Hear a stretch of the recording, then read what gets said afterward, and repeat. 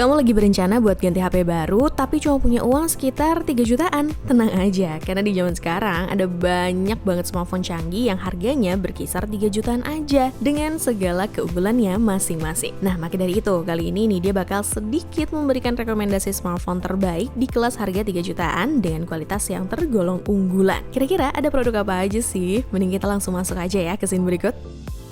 Produk pertama yang Nidia rekomendasikan kali ini ada Vivo V23e. Meskipun sebenarnya ponsel ini berada di segmen smartphone yang mengedepankan selfie kamera, sebenarnya Vivo V23e menawarkan keunggulan yang cukup menarik, terutama dari sisi performa gaming. Karena pas Nidia cari tahu nih, pasti pakai buat main game League of Legends nih, Vivo V23e mampu dimainkan di settingan grafis maksimum Ultra 60 fps. Sementara untuk game PUBG Mobile bisa dimainkan di settingan Smooth Ultra hingga HD High di kisaran 39-40 fps. Dan kalaupun masih kurang, buat yang hobi nyiksa HP, kamu bisa pakai Vivo V23e ini untuk main Genshin Impact di settingan lowest 30 fps dengan cukup lancar. Bahkan bisa tembus di kisaran 28-30 fps beneran loh. Terakhir, meskipun di antara ponsel lain di range harga yang sama, kapasitas baterai Vivo V23e tergolong paling kecil yaitu 4050 mAh. Cuma, kamu tetap nggak perlu khawatir karena Vivo sudah menyematkan teknologi pengisian cepat 44 watt flash charge yang bisa ngecas HP ini dengan durasi yang cukup singkat. Untuk spesifikasi dan harga Vivo V23e terupdate ada di scene berikut.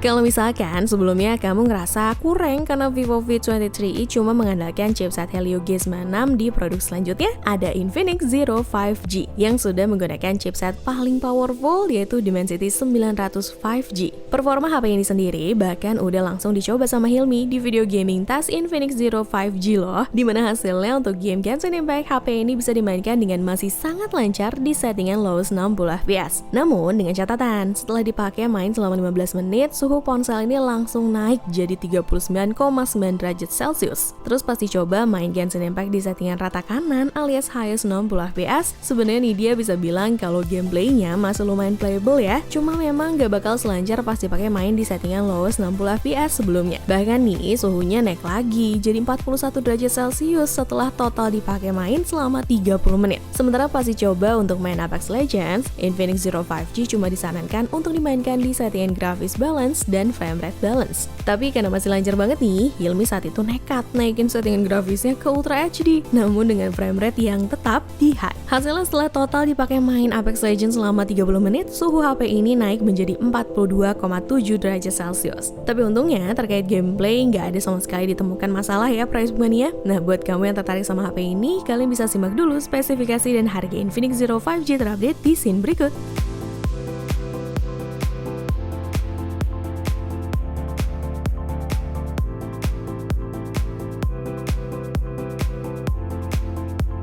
Lanjut lagi ke produk ketiga, ada Poco M4 Pro. Poco M4 Pro hadir dengan layar AMOLED berukuran 6,43 inci beresolusi Full HD+, dan sudah mendukung refresh rate 90Hz. Tingkat kecerahannya pun sudah sampai 1000 nits loh. Selain layarnya yang mantap, ternyata untuk urusan chipset, ponsel ini juga nggak mau kalah. Ditengahi chipset MediaTek Helio G96 dengan fabrikasi 12 nanometer. Menurut Nidia sih bisa jadi jaminan buat aktivitas gamingmu bakal lancar jaya. Hal senada juga digambarkan langsung oleh skor Antutunya sendiri yang mencapai angka 354.958 poin. Spesifikasi yang di atas kertas oke ini tentu bisa banget kamu manfaatin buat main Mobile Legends, PUBG Mobile, bahkan nih Genshin Impact sekalipun. Tapi dengan catatan, jangan berharap rata kanan ya guys. Terus fitur-fitur lain yang bisa kamu dapat di HP ini tuh juga tergolong lengkap loh. Mulai dari NFC, IR Blaster, dukungan fingerprint scanner, sudah pakai dual speaker, dan masih banyak lainnya. Untuk spesifikasi dan harga Poco M4 Pro terupdate ada di scene berikut.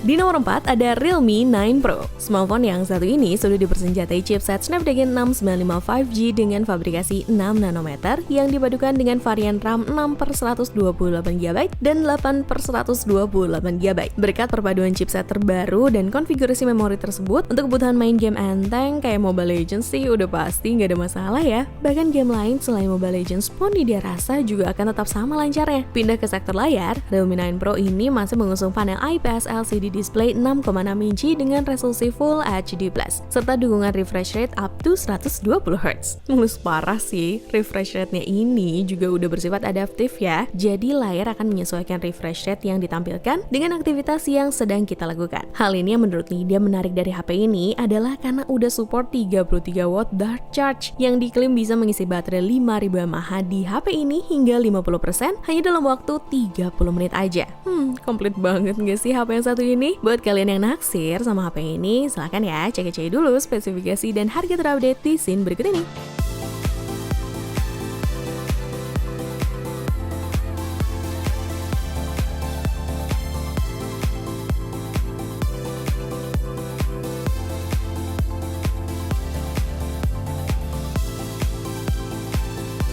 Selanjutnya ada Redmi Note 11 Pro. Perlu diketahui terlebih dahulu kalau Redmi Note 11 Pro ini merupakan varian menengah di antara model standar Redmi Note 11 reguler yang udah Nidya jelasin sebelumnya. Dengan Redmi Note 11 Pro 5G diposisikan sebagai penyeimbang, smartphone ini pun dibanderol dengan harga lebih terjangkau, namun menawarkan beberapa spesifikasi unggulan jika dibandingkan dengan Redmi Note 11 Pro 5G. Spesifikasi yang unggulan pastinya juga akan tergambar ke performanya. Dan terbukti, pada saat dites benchmark, HP ini ternyata mampu menghasilkan skor Antutu di angka 304.460 poin loh ya. Pas dipakai main Apex Legends, secara default kita sebenarnya cuma disarankan untuk main di settingan rekomendasi gamenya aja. Cuma kalaupun kalian pengen main di settingan grafis tertinggi, untungnya masih bisa ya, tapi sayangnya agak kurang nyaman. Maka dari itu, Nidya secara pribadi lebih merekomendasikan untuk main di settingan balance high untuk experience bermain game yang lebih smooth. Sementara yang mau main Genshin Impact pakai Redmi Note 11 Pro, sayangnya kalian lagi-lagi cuma disarankan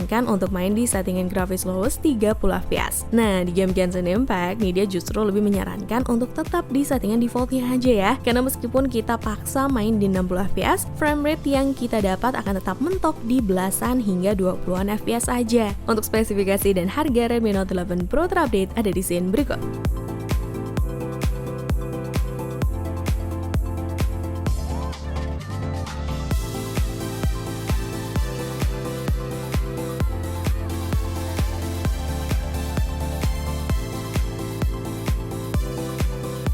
Di penghujung April 2022 yang lalu, Vivo telah merilis dua ponsel 5G di kelas harga menengah, yang salah satunya adalah Vivo T1 5G. Nah, karena mengusung embel-embel huruf T, ponsel ini memang dicanangkan sebagai ponsel 5G ngebut selayaknya sebuah mesin turbo. Tapi nih, karena sinyal 5G di Indonesia yang belum merata, kira-kira ada lagi nggak ya sisi lain yang nggak kalah ngebutnya? Jawaban yang tepat mungkin ada di sisi performanya nih, price bunganya. Terbukti pada saat dipakai buat main PUBG Mobile, Vivo T1 5G sudah mampu main di settingan maksimal HDR Ultra dengan cukup lancar loh. Terus untuk dipakai main game Apex Legends, ponsel 5G murah dari Vivo 1 ini juga udah bisa dimainin di settingan frame rate kata kanan alias Ultra. Ya meskipun grafisnya kalau mau nyaman cukup di settingan normal aja ya. Pindah ke Call of Duty Mobile. Buat kalian yang pengen main, HP ini udah mampu dimainkan di settingan hampir rata kanan yaitu di Very High Max. Dan terakhir untuk game yang paling berat yaitu Genshin Impact, meskipun performanya cukup mumpuni dibandingkan 5 smartphone sebelumnya, tapi ini dia tetap merekomendasikan untuk main di settingan lowest 60 fps. Karena di settingan ini kamu bisa main dengan sangat nyaman dengan frame rate yang rata kanan di angka 45-50an fps. Untuk spesifikasi dan harga Vivo T1 5G terupdate ada di scene berikut.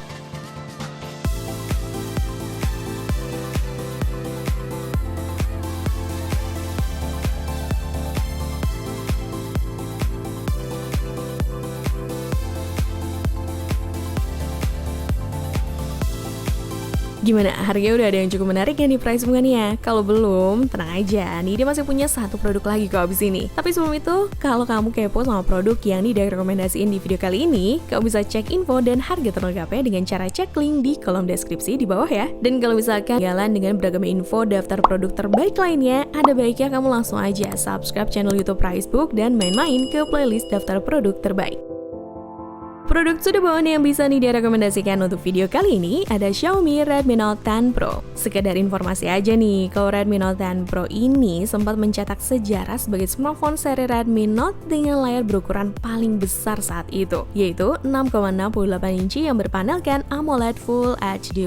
Meskipun kalau kita bandingkan dengan ponsel generasi sekarang, mungkin spek seperti itu udah mulai biasa ya, tapi hal yang gak kalah menarik adalah karena layar tersebut juga dibarengi dengan refresh rate adaptif 120Hz. Nah, hal menarik sebenarnya ada di sektor dapur pacu yang digunakan, dimana seperti diketahui kalau chipset yang digunakan sama dengan yang dipakai oleh Poco X3 NFC yaitu Qualcomm Snapdragon 732G. Snapdragon 732G ini sendiri memang sudah diakui sebagai salah satu chipset yang digunakan untuk kebutuhan bermain game. Tapi sebagai catatan, mengingat ponsel ini ada di kelas mid-range 3 jutaan, maka performa gamingnya jelas tidak akan selevel dengan performa yang ditawarkan oleh ponsel flagshipnya ya guys. Apalagi nih kalau varian yang 8/128GB harganya udah turun sampai 500.000 lebih loh, lumayan banget kan? Makanya buat kamu yang masih ngidam dan pengen banget meminang HP ini, untuk spesifikasi dan harga Redmi Note 10 Pro terupdate ada di scene berikut. Sekalian ini izin pamit ya, cobalah!